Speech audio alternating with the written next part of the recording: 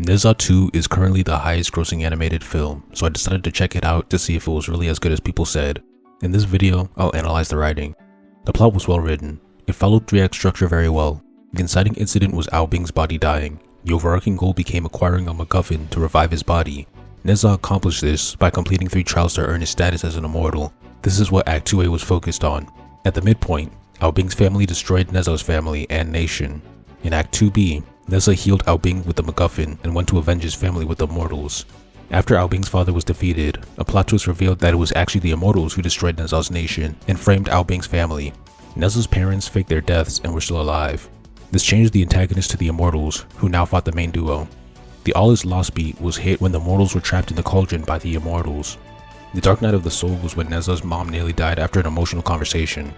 The break into 3 beat was when Neza's anger unlocked his true form. In Act 3, the Immortals broke out of the cauldron and defeated the Immortals. The plot twist was executed well due to the misdirection.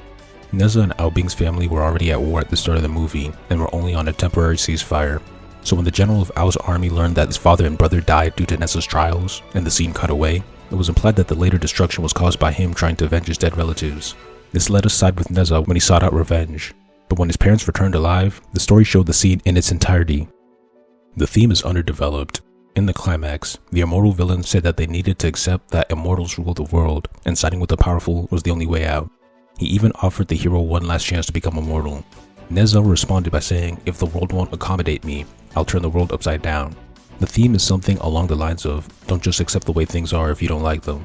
Despite there being clear opposing beliefs, the theme is underdeveloped because this idea only really solidified its existence in the 3rd act. It wasn't like the mortals wanted to become immortal in the first 2 acts, and then realized that they'd rather stay as mortals and change the way the world worked. This would have been a strong way to display the theme through a character arc.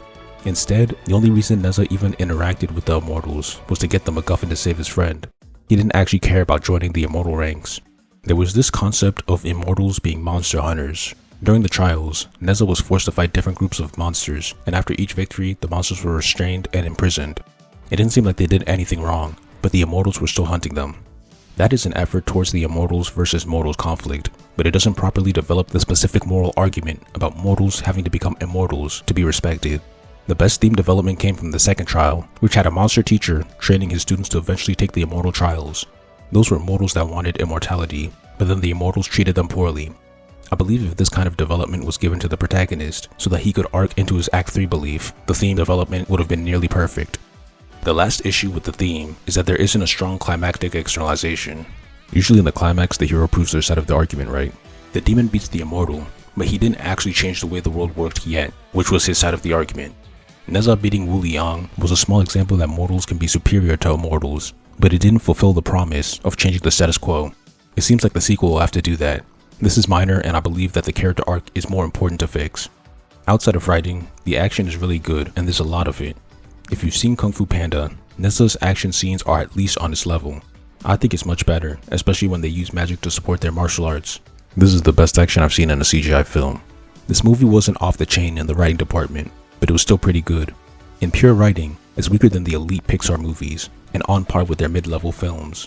But when I factor in the action and fantasy, it's on the heels of Pixar's elites.